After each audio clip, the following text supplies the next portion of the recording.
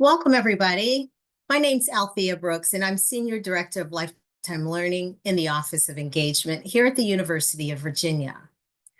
I'm pleased you can join us for this talk on the Emmet Ivy Corridor, connecting UVA's Central and North grounds. We're delighted to have the architect for the university, Alice Rauscher, to share with us today. I'll briefly introduce her shortly. We received many questions in advance of this program that have been shared with our speaker. If you have a question during the presentation, please enter it in the Q&A box at the bottom of your screen. You will find resources in the webinar chat box, which we will share during the program. Today's talk is being recorded and will be posted in the Lifetime Learning's podcast library in a week or two. Now allow me to introduce our speaker. Alice J. Rauscher is the architect for the University of Virginia, directing the architecture, planning, and landscape design of the university's grounds. In addition to being the chief steward of the UNESCO World Heritage Site of Jefferson's original college, Alice oversees a dynamic and expanding campus embedded in the city of Charlottesville and surrounded by the Albemarle County. She navigates a complex and highly political landscape as a true collaborator and team builder. Alice served as senior architect and chair of the design steering team at Yale University. Prior to joining Yale University, Alice held senior positions at notable architecture firms based in New York City.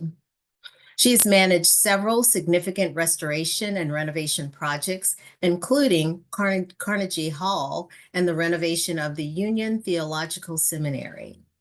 You can read her full bio on our website by clicking the link in the chat box. Again, audience, thank you for being here. Alice, thank you for being here. Thank you for sharing with us today. The microphone is all yours. Well, thank you so much, Althea. Well, good afternoon, everyone.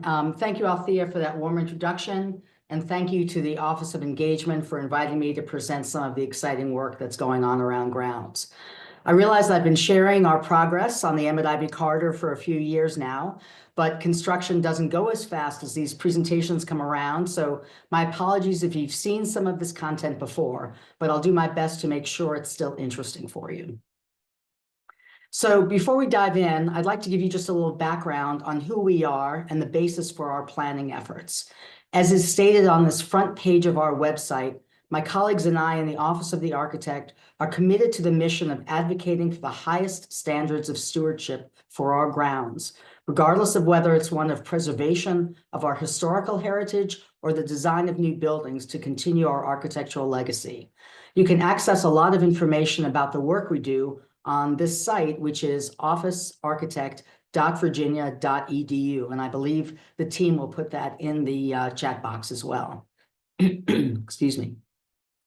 So although our office comprises diverse professional expertise in real estate and land use planning, strategic space planning and programming, architectural design, historic preservation, and landscape architecture, this is really a more accurate graphic of how we work together. It's far more common for all of us to have input on every project, given the diversity of expertise and experience in the office. And I can't state enough how fortunate I am to work with such incredibly smart, dedicated, and collaborative individuals in our office. We're missing a couple of folks in this image, but this photo was taken at one of our recently completed buildings, the Contemplative Commons. If you haven't yet seen it, please make sure to visit it on your next trip to grounds. It's pretty stunning. And although we number just 15 in the office, we work with a vast number of colleagues and constituents across grounds as we do our work. I have to give a big shout out to our colleagues in facilities management who are overseeing the construction work you'll be seeing during this presentation. And if you're interested in learning more, there's a great deal of research, analysis, and planning that enables the projects you see around grounds. And pictured here are just a few of the reports and studies available on our website. But one of the most significant planning studies is our grounds plan. Most universities have master plans helping to direct physical planning, whereas ours is much more of a flexible framework plan, which looks ahead towards an approximately 10-year planning horizon. In this framework plan, we recognize the remarkable legacy of the Academical Village and other significant places on grounds, and the founding concept that the original plan equally balanced landscape and architecture. But as you'll see, we've come a long way since this was the extent of grounds. Since the Academical Village was first completed as a mixed-use community intended to support interdisciplinary collaboration among students, grounds has grown significantly over the decades, characterized by new academic and health system buildings, athletics facilities, and student residential buildings, all to support the dramatic increases in enrollment over the years. And this has resulted in a large footprint of grounds, often growing in an ad hoc fashion and making connectivity challenging across our approximately 1,200 contiguous acres. So while we've had a few master plans over the years, in 2008, we took a different approach, creating a framework plan for campus growth with overarching goals of making grounds more walkable, bikeable, and sustainable. With a new administration and a new strategic plan in place, it was time for a refresh, which we completed in 2023. So if you go to our website, what you'll see is the 2030 grounds plan. The purpose of this plan, if I had to consolidate all the points written on this slide into one, is that it promotes good stewardship of our physical environment for future generations. So the grounds plan proposes infill development to encourage more compact, walkable future growth through mixed-use redevelopment zones, which are distributed through the 3 precincts of Central, North, and West grounds. Relating to the surrounding context, the blue redevelopment zones that you see on this diagram were deemed appropriate for academic mixed use, while the yellow indicates areas for residential mixed use.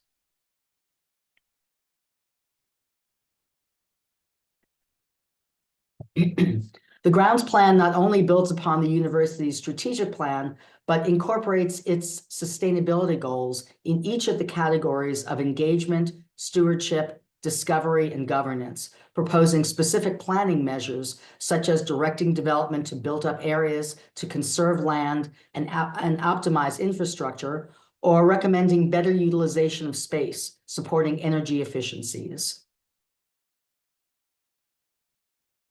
And in the last few years, we've completed master plans for several of these redevelopment zones with the intention of knitting previously disconnected areas into the fabric of grounds.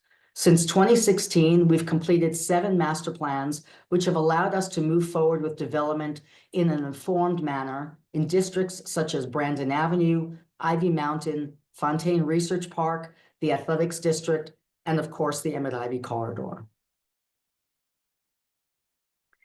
And these master plans, which proposed land use designs and appropriate programmatic uses, allowed us to be prepared to move forward with the design and construction of building projects to meet university needs or philanthropic opportunities as they arose. So I'd like to focus today on one of those master plans we're working on for the Emmet Ivy Corridor and the capital projects it has enabled. Because I know what you're thinking. What the heck is going on at the Emmet Ivy Corridor? But first, I thought I'd like to see how many of you remember when the Cavalier Inn was first built. And as you can see from this aerial photo, how much of grounds has changed since its construction. So just for fun, when do you think the Cavalier Inn was built? Was it A, 1950, B, 1965, or C, 1972? All right, I have to say that most of you are correct. We had 58% at 1965, and the correct answer is 1965. So this was considered the outskirts of grounds at the time, with U-Hall having been completed a year earlier in 1964. It wasn't until the 1980s that Darden and the law school were planned for North Grounds, essentially leapfrogging over the Emmet Ivy Corridor and the athletics district to expand our academic footprint, yet making connectivity very challenging.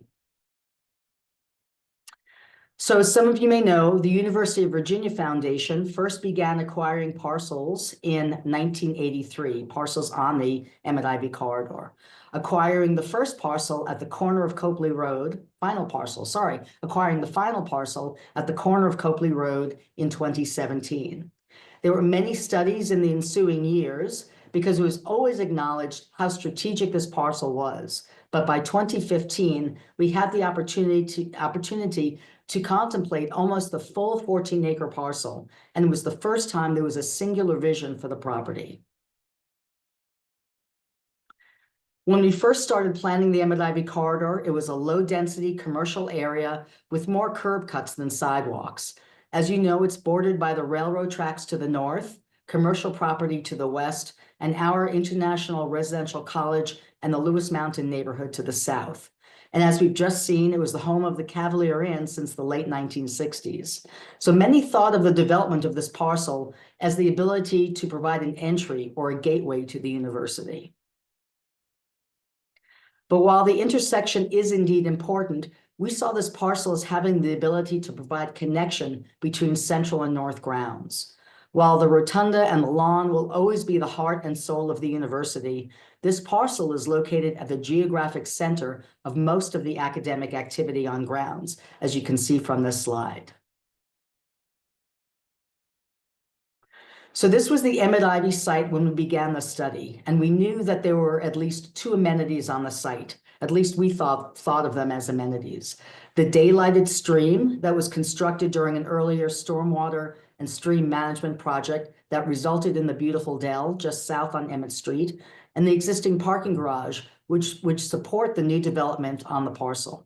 So for reference, that's the old Cavalier Inn in the lower right of the slide. And for those of you who know it, the best thing about it was probably its great central location.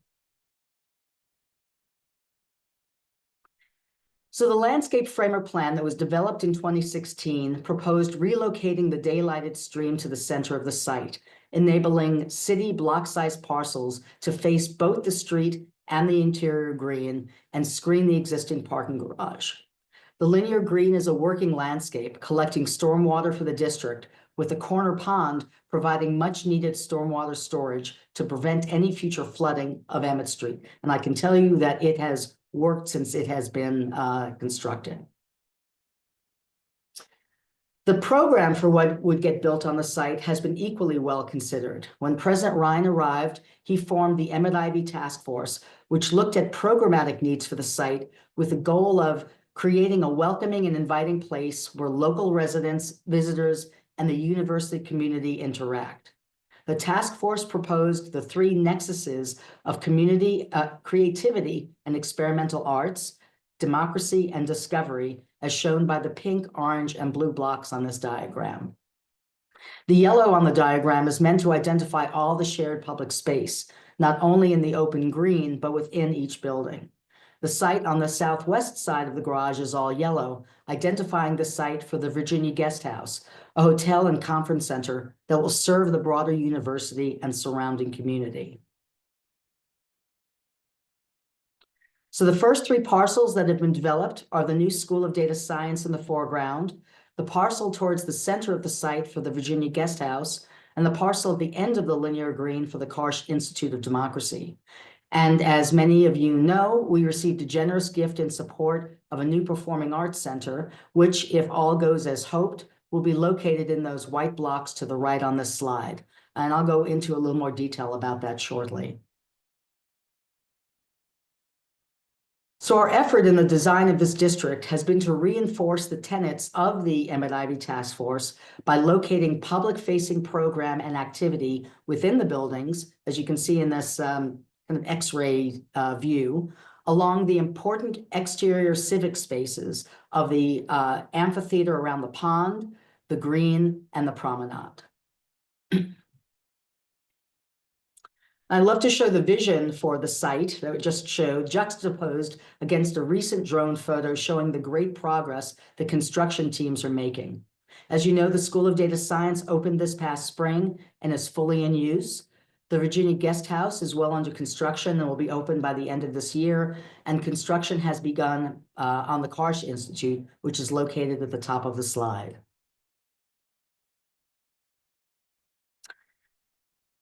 So a little detail on each of the buildings. The School of Data Science, designed by Hopkins architects with VMDO, is a cutting-edge facility at the forefront of the transdisciplinary field of data science. To quote Dean Phil Bourne, "Data science has a spectacular new home. The building before you is much more than just a new physical structure. It was designed to be a testament of everything we believe in: openness, transparency, and innovation, among other things." So I'd ask you to take note of the exterior public amphitheater in the foreground, what's going to be one of our great civic spaces on grounds, as well as the hub, which is the double height space on the lower right hand of the building. The hub was purposefully located in this design rendering on the public-facing promenade overlooking the pond and the amphitheater to allow the events and the life of the School of Data Science to be on full display and welcome the broader community into the building. And it's been a great place for gathering for the university community, and already it's hosted many events like this Futures initiatives from this past fall. And when it's not hosting events, the hub provides a beautiful space for students, faculty, and staff to gather. So data science is known as the school without walls, and the project was designed specifically to encourage chance encounters and support collaboration. So here's a long section through the building, really an interior landscape with a central stair connecting all the different spaces in the building, from the lobby at the ground floor, through the classrooms, offices, meeting rooms, up to the terrace with its dramatic views under the portico. And to help meet the university's 2030 sustainability goals, the main roof has photovoltaic panels. A green roof is incorporated at the 4th floor to mitigate heat gain from the south-facing roof, and private offices are designed with operable windows that open to increase natural ventilation. So despite the cutting-edge nature of the program, the building connects to our historic grounds through its palette of materials. The project is a significant step in defining the university's next chapter by supporting its newest forms of academic program and encouraging its mission for transdisciplinary interaction across the student body.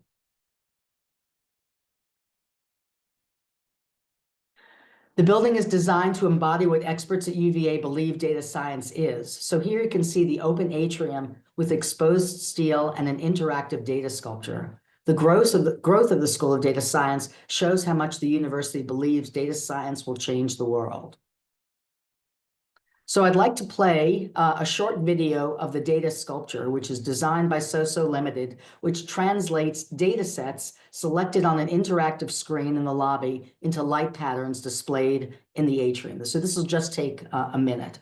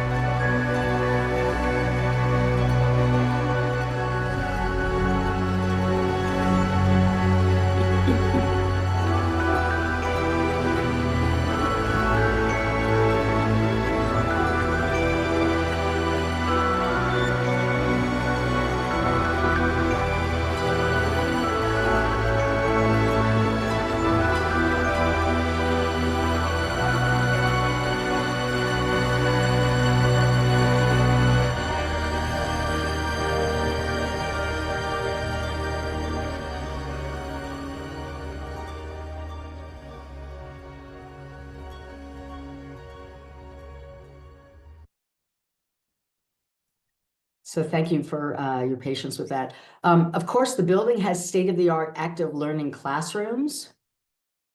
And the terrace at the top floor of the building with views over the pond and back towards the Rotunda and Shannon Library is quickly becoming one of the best places to meet on grounds. So now back at the ground level and moving from the School of Data Science along the main 20-foot wide promenade, the ground floor of the Virginia Guesthouse that you see on the right will be very transparent to encourage pedestrian engagement. This view is looking west along the promenade, which will connect Emmet Street and the future Center for the Arts along what we're calling the hotel's living room, continuing up to the hotel's main entry and the Karsh Institute of Democracy at the top of the hill. So we've been working with a great team from Ten Burke Architects in partnership with Hanbury, and we're very excited about the life that the Virginia Guesthouse will bring to the corridor, not to mention the excitement over the rooftop bar you can see above the entry. So the views from the perch, its new name, will be spectacular, as shown in the upper two renderings. Even at this level, the relationship to the surrounding landscape is remarkable. So these renderings, just for interest, used drone photography to show the actual views you will see from the space. And the lower two renderings are of the hotel's living room and cafe at the ground level, which will be open, transparent, accessible gathering space connected to the exterior landscape. And the construction of the Virginia Guesthouse is proceeding well and on track to finish late this fall. And just for reference, that's the rooftop bar on the upper left of the building. So we'll be open for business a year from now, so please keep that in mind as you plan your stay on grounds.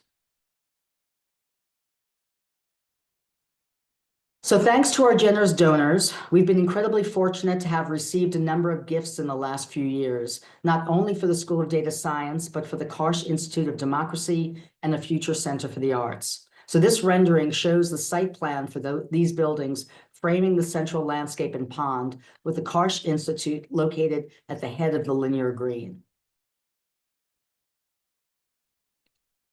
Working with our design architects, Haller and Yoon, the architects of our amazing memorial to enslaved laborers, we began to think about the meaning of the program for the Karsh Institute of Democracy and the form the building might take, given our own founding ideals and what we project for our future.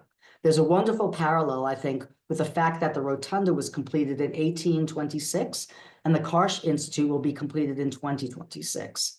Clearly, we want a design that speaks to democratic ideals, promotes healthy debate and discourse far into the future. We also considered how the Institute of Democracy should present itself within the context of the Emmet Ivy Corridor, our overall grounds, and Jeffersonian ideology. Not only are we considering the rotunda and the pavilions on the lawn, but we looked at John Russell Pope's Jefferson Memorial, the top image on this slide, with the statue of Thomas Jefferson framed by the white columns of the portico, and the warm white tone of Jefferson's Virginia State Capitol at the bottom. And we also considered how one reads the lawn as a layer of red brick behind a screen of white columns in the foreground. We considered that the language of the architecture of the pavilions is not consistent, that there's an evolution of Jefferson's designs of pavilions 9 and 10 from pavilions 1 and 2, for instance. And in this sense, his designs could be understood to be looking forward towards the future, towards the open landscape. And so with this in mind, we explored many ways of how the material palette could help ground the building to the place. As one reads the rotunda as a brick drum behind a facade of white columns and under the white dome, we're proposing that the drum of the auditorium of the Karsh Institute is read as a warm red figure behind the screen of the white columned facade. We propose that the Karsh Institute sitting at the head of the linear green needs to be visually significant, not only close up, but from a distance, not unlike how the rotunda commands the view from the lawn. A very different landscape from the lawn, to be sure, but one that still provides a sense of the place. So at this point, I'd like to share this time a 5-minute video that was created for the groundbreaking of the Karsh Institute of Democracy that tells the inspiring story of the ideals of the building.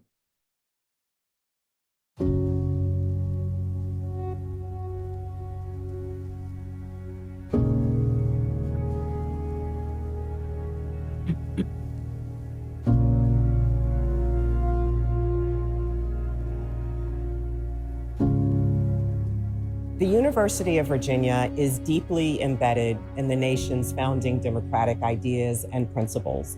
The idea that citizens should be engaged and informed is absolutely essential to that. And that's what makes the University of Virginia the perfect place for the Karsh Institute of Democracy building. So what this building will offer to us is both a focal point and a place to engage, to be collaborative, to meet with others, to listen to others who disagree with us, to come together really at the heart of UVA. Democracy is government of the people, by the people, and for the people.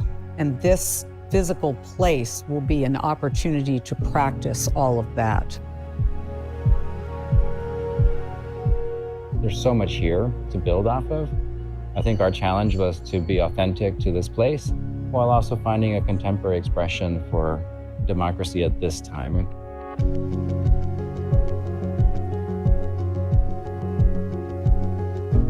It was important to have echoes of the lawn without being, specific about, the stylistic elements, right? And I think the building really achieved that. And then we sketched this idea that it might have doors on all four sides, that it's not got a front and a back, but every face is a front. And so that sort of set up this sort of relationship between the sort of solid cornerstones and the kind of spaces in between. Even the upper volume is designed as a series of discrete volumes that have gaps in between. So it doesn't feel tight and hermetic and imposing, but something much more porous and open. The rotunda served as the university's library, and around it, students and faculty members lived together and engaged in important ideas of the day. That concept, that idea, is one that continues into the 21st century. And we believe the Karsh Institute building is a reflection of that and will help us build a modern and thriving democracy. Our mission at the Batten School of Leadership and Public Policy is to develop leaders and to create knowledge to solve our most pressing problems in a diverse and divided world. There are certain higher values that universities, especially public universities, should protect. Foremost among them are democracy and free speech, and the Karsh Institute will support both. Democracy is important because it upholds the basic human rights and freedoms of the people. We need a nonpartisan institute like the Karsh Institute to understand and strengthen democratic values to create a better future for everyone. When you walk into the building, I hope students are inspired by the art on the walls that reminds them of the struggles people have faced to uphold their democracy and use their voice. I hope they hear interesting lecture series that open their eyes to all the different intersects of democracy in all of the different sectors of our world. The creation of these spaces has been an intense collaboration of world-class architects, engineers, and specialty contractors working closely with the university leaders, faculty, students, alumni, and the community to ensure that this place supports the values, hopes, and vision of the Karsh Institute of Democracy now and into the future. There are all these people coming together in concert in a way that's extremely thoughtful, that is happening specifically at this place, specifically at this moment in time, born out of necessity, but driven by hope, driven by humor and excitement, and a true desire just to do good for people around us. It's not about audience and speaker, it's about participants. So turning passive audience members into active participants. And I think the intimacy of the room and the geometry of the room sort of creates that sense of participation and intimacy. I think about the conversations that are going to happen in the hallways that will change students' ways of thinking. I see that staircase and I think about the elegant simplicity of those things coming together in concert with one another in a way that just makes so much sense. I think it's an important exclamation point that UVA is making and will really set us apart from other places that might have institutes of democracy. This will be special.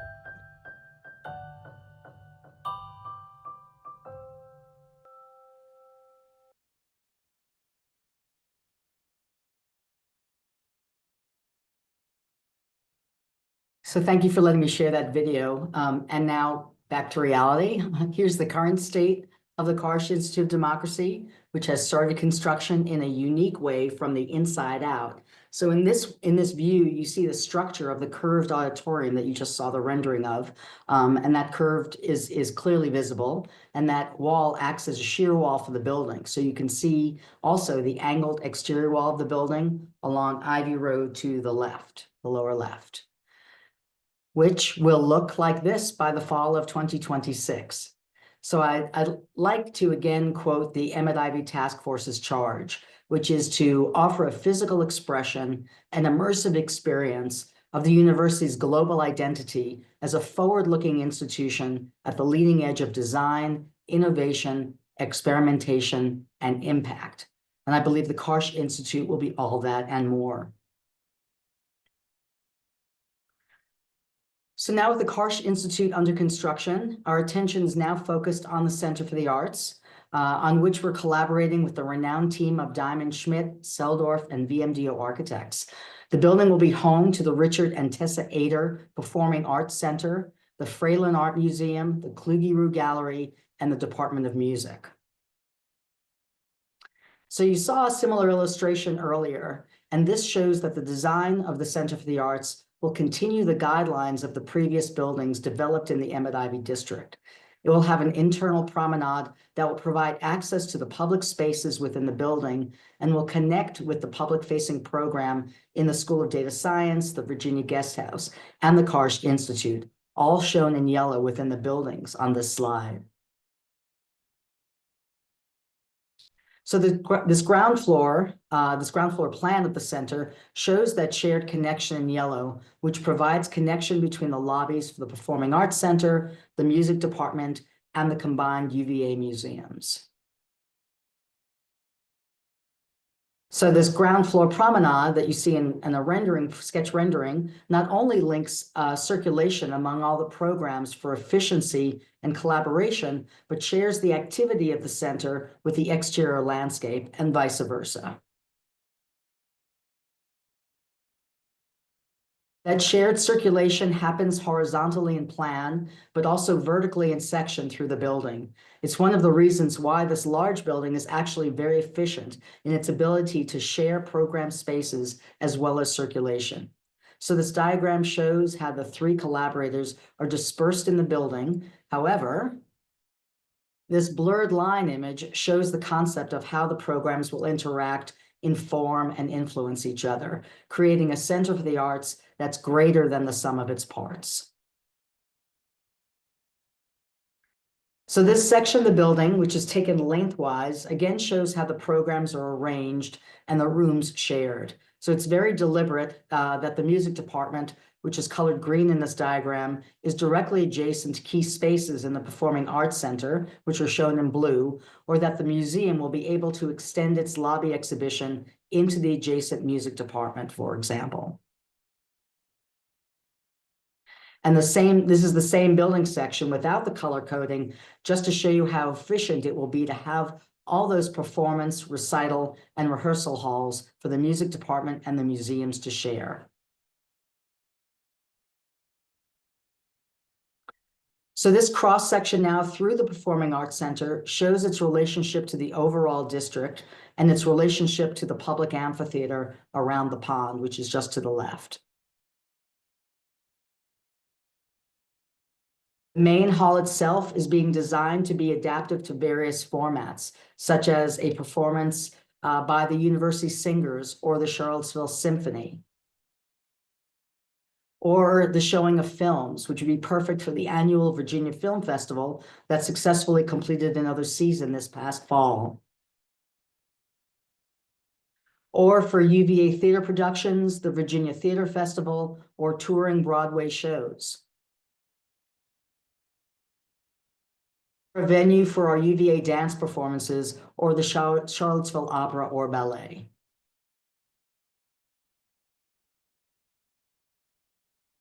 So we're still working on developing the exterior design as well as the interiors of the building, but I can show you some of the progress we're making. So the main hall is being designed to seat 1,200 in a warm, enveloping, flexible space to accommodate the many programs I just mentioned. The team is proposing the space to feel comfortable for smaller groups as well, so that an audience of 600, for instance, could occupy the orchestra section and not feel as if the space were empty. Similarly, there'll be spaces for smaller recitals, rehearsals, and a performance lab, which is shared with the other programs in the Center for the Arts. Finally, the Fralin Museum and the Kluge Gallery would have the opportunity to exhibit their collections and share visiting collections in a state-of-the-art complex appropriate for a world-class teaching museum. So this project will not happen without additional philanthropy and support from the Commonwealth. So please keep your fingers crossed as the state's budgets are formalized later this month. So finally, and unbelievable as it seems, we're also working on the last few parcels on the west side of the site. With the addition of student housing on the Emmet Ivy corridor, this district really becomes a living, learning community with 24/7 activity, with residences, dining, and academic buildings, much like Brandon Avenue, and of course, like the lawn. The site plan for the buildings continue the master plan of the overall district, with residential buildings framing the linear green and surrounding smaller residential courtyards. The 20-foot wide pedestrian promenade that we've talked a lot about in this webinar extends through this new development, providing pedestrian access all the way up to Copley Road. Elkis Manfredi Architects have appropriately scaled the buildings to consider the surrounding context. The buildings to the north along the tracks and west along Copley Road are 6 stories, the same height as the adjacent Virginia Guesthouse, while the building along Ivy Road is 5 stories, approximately the same height as the Karsh Institute of Democracy. So the height of the building along Ivy Road is also sensitive to the scale of the adjacent residential neighborhood, as well as the city's entrance corridor guidelines. So this is an enlarged landscape plan showing the ground floor of the buildings and the location of the lobbies, which are shown in yellow, and dining and amenity spaces shown in light orange, and their direct relationship with the exterior landscape. The landscape plan proposes not only a central shared lawn, but smaller intimate courtyards for students to gather, as well as providing additional seating for the dining venues.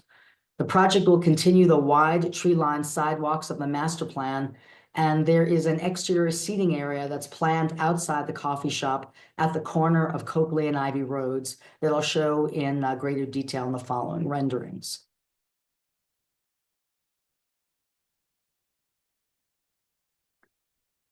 So this rendering is looking northeast at the intersection of Copley and Ivy Roads, where you can see the 6-story building along Copley and the 5-story wing along Ivy Road.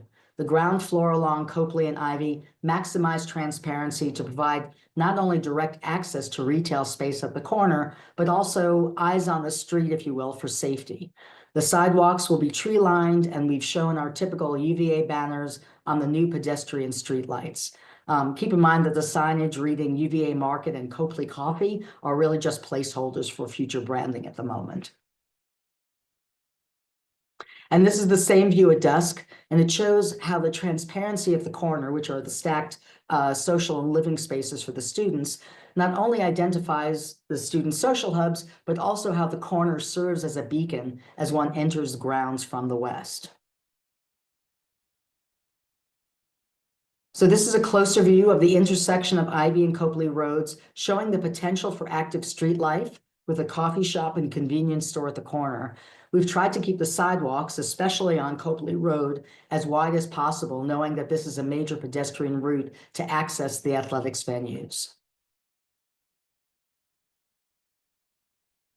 So this view is looking west at the interior shared lawn towards the dining hall and social hub, which is beyond that portico straight ahead. Stair and elevator access to Copley Road are located on either side of the dining pavilion, and the stair on the left, by the way, is the continuation of the 20-foot wide promenade that began at Emmet Street. So this is the same view at dusk, with the passageways to Copley well lit and the dining hall providing a focal point for the lawn. I think the presence of students in this district and the mix of academic, residential, dining, cultural, and hospitality uses, not to mention the athletics programs, which are just on the other side of the tracks, will make the Emmet Ivy corridor an active, vibrant, and stimulating district of the University of Virginia. So thank you so much for your time. I appreciate your participation, and I'm happy to answer a few questions.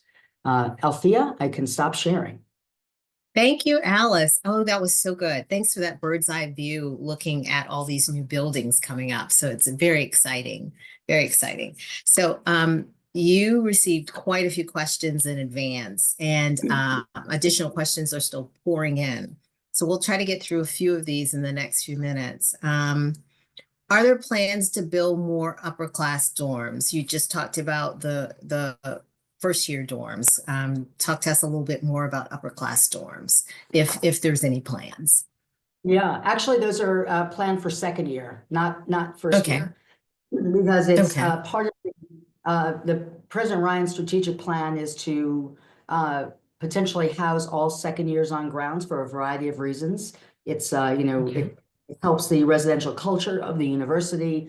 The first year students are under a great deal of pressure to make housing decisions, almost as soon as they arrive on grounds. And so providing second year housing extends the culture and the time for students to get to know each other before they immediately have to decide who to live with, by the time they get to their second year. So in order to do that, we have to provide approximately 2,300 new beds in order, A, not to displace third and fourth year students who want to live on grounds, and also accommodate transfer students. So this represents this Emmet Ivy project that I just mentioned, represents between 750 and 800 of those new beds. And so we're going to move forward with this. In fact, we're breaking ground, unless I think we have broken ground on the enabling projects already, because the Board of Visitors just approved it. And we will look to another site in the not too distant future for the balance of the beds. But we hope for students to be occupied in the Emmet Ivy district by 2027. Oh, that's very good to hear. Thank you. All right, there's some concerns about the Foods of All Nation grocery store leaving that location on Old Ivy. Any chance that UVA is moving in that direction as well, further in that direction? So believe me, I share the concern. I'm a regular customer, and no,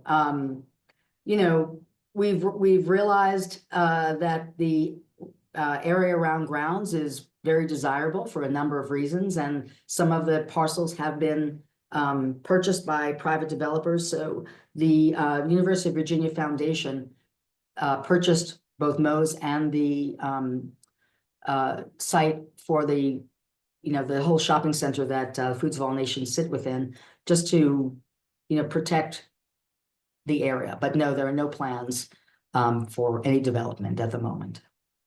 That's very good. Good to hear. Okay, what additional changes can we expect at the intersection of Emmet and Ivy Road?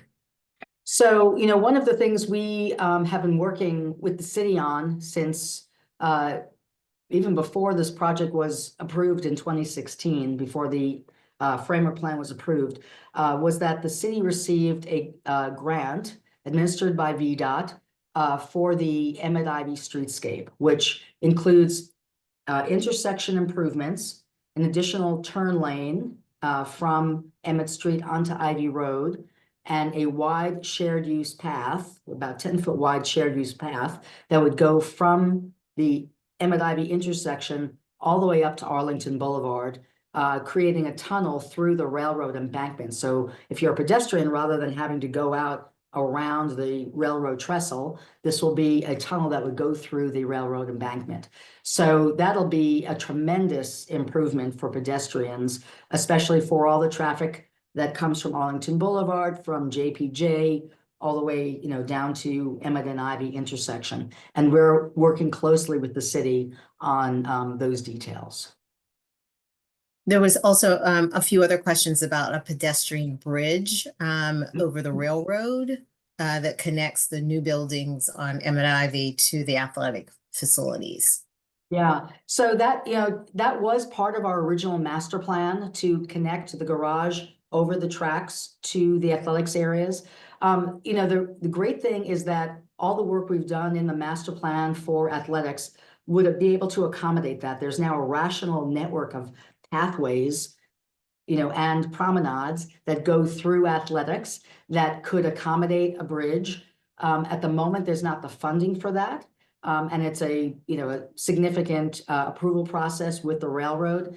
And I think that the fact that we have this promenade through will be a very active and interesting corridor, and the stairs and elevators that will go up to Copley, I think we might not feel the need for that expense, but there's the potential for it always to happen if need be. Okay, thank you, Alice. Parking's always top of mind for everyone, no matter what college town you live in, right? But here at UVA, there's a lot of concerns about parking on grounds. Any provisions for additional parking on and near grounds? Yeah, so we are completing a new parking garage at Fontaine Research Park.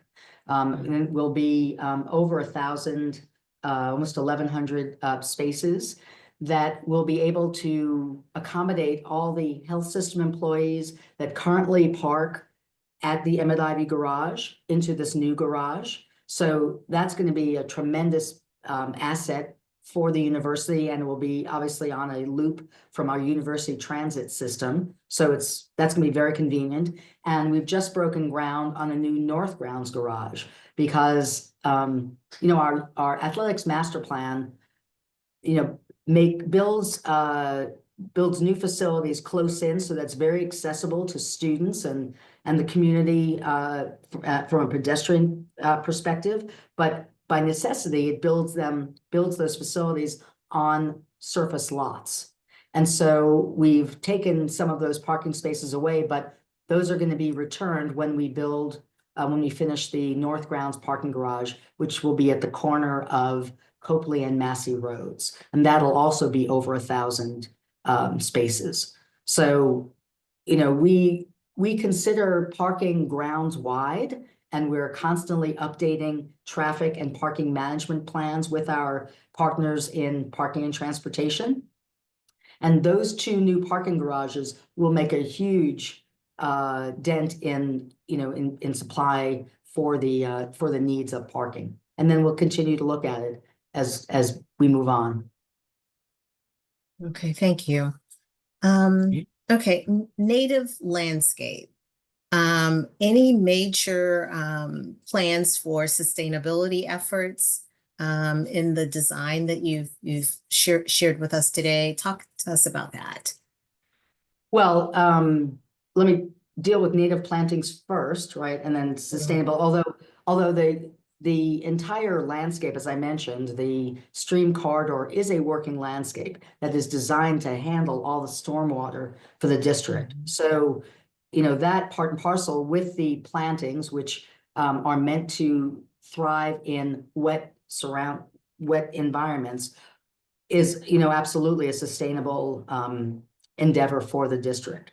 But in general, we do aim to include native plants wherever it makes sense. Native might mean native to this immediate area, or simply native to the East Coast of the United States, for example. So we have to use, and thank you to my landscape architect colleagues for this information. We have to use the right plant, right place approach. So a native plant species has to be tough and available in the nursery trade for it to be a viable choice. So a willow oak, for example, is a great example of a tough native species that we can grow here on grounds. All right. Any chance that there are solar panels going in all the buildings, on top of all the buildings? So there are photovoltaic panels currently on the roof of the School of Data Science. All of our buildings are always solar panel ready. And then it's a question of whether, you know, they are cost effective and will actually make a difference. So we always look into the potential for it. I'm not sure if you can answer this one. Will there be special floors for dancing? And this is in the, I guess, in the art and performance art building. So if you mean for the dance department, then yes, I mean, music and dance will have a home in this Center for the Arts building if it gets built. But they are, you know, being designed to accommodate musical theater and dance. Yes. Okay, what will be on the north side of Ivy Road between the School of Data Science and the Karsh Karsh Institute? So you mean the parcels that go west along Ivy Road? I think that's what you're referring to. That's on the south side of the Ivy corridor. There are, believe it or not, I mean, this has all happened in the last 10 years.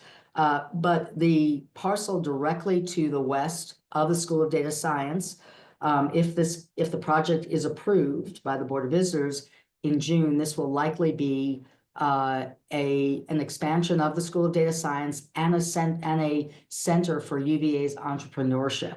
So we have plans for that parcel to come next, and then that leaves just two parcels, which are in front of, which would be on the south side of the Emmet Ivy corridor, in front of the Virginia Guesthouse before you come to the Karsh Institute. So two parcels over the last 10 years has been pretty extraordinary development. I know our neighbors have felt that, but I promise it'll be over in the reasonable amount of time.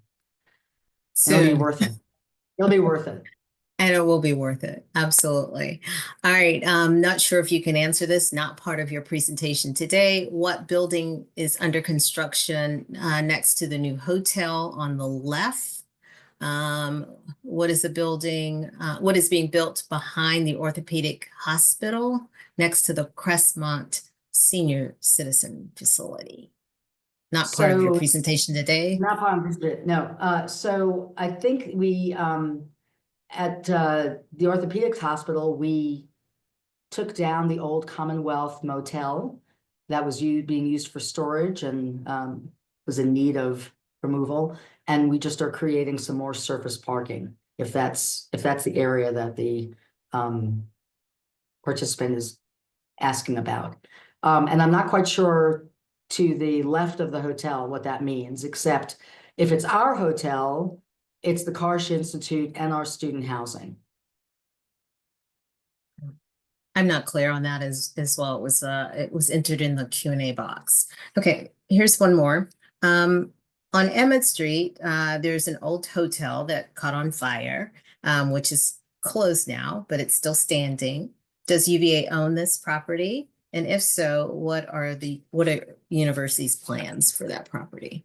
So UVA does not own that property. It is owned privately, and there are approved plans for a boutique hotel that was submitted to the city for that parcel. So I don't know what the latest plans are for whether, you know, the start of construction, but yeah, that is not owned by the university. Okay. Someone wrote, I didn't see a bike lane on Copley. Are there plans for bike lanes? That is a good question. I might have to get back to you on that. I believe we always try to accommodate bike lanes. Certainly we have dedicated bike lanes on Emmet and Ivy. And I'm not sure about the width of Copley because the width is not changing. And certainly it would be a sharrow if not a dedicated bike lane. But I'm happy to you know, get a more exact answer for you, Althea, and provide that back to you. Okay, thank you, Alice. We are looking to widen the sidewalks because the sidewalks along Copley just exist on the east side of the street. They do not exist on the west side where there's a development of student housing going on as well. So because of that, understanding how many pedestrians there are going to be in this area, we have made the sidewalks in that area as wide as possible. And we're looking into the potential for working with VDOT to widen the sidewalks over the Copley Bridge as well. The bridge itself is managed by VDOT, so we have to work with them to understand what can physically be done. But we're very cognizant of all the pedestrians that will be in that area. Love the walkability. That's wonderful. Okay. What's being built on the other side of Copley Road and where will students park? You may have already answered part of this. Well, so on the other side of Copley and Ivy is a 10 or 11 story developer student residential building. I shouldn't say student, it's a residential building. I think they're aiming for students. And they have a limited number of parking spots within that building. We are not providing parking because I believe the university will look at a policy for second years if all second years end up living on grounds, because currently first years do not live on ground. Of course, first years live on grounds. Currently, first years do not bring cars to grounds. So I think the idea is if second years are asked to live on grounds, that we need to think about having a policy about bringing cars to grounds for them as well. Clearly, they have other sometimes needs, special needs, or work study that they need to go to, but that would be handled on an individual basis. Alice, you are so kind for your time. Thank you. Thank you so much. We totally enjoyed your conversation today. We learned so much from you. Keep coming back and giving us more insights, more bird's eye view into the new properties being built on ground. So thank you. Thank you very ahead. much. Thank you. Okay, audience, thank you for being with us today as well. We appreciate you and appreciate your time today. We have several upcoming Lifetime Learning programs. On Wednesday, March 19th, join us for a webinar, A Changing Climate, Artificial Intelligence, and What We Can Predict. On April 10th, join us for Designing the Academical Village, the Thomas Jefferson's Drawings for UVA. To register for these programs and others, visit our website at engagement.virginia.edu/learn. While there, check out other Lifetime Learning programs, our vodcast library, our Thoughts from the Lawn blog, and UVA Speaks podcasts. Audience, again, thank you for being here this afternoon. Alice, thank you so much. Everyone, stay safe.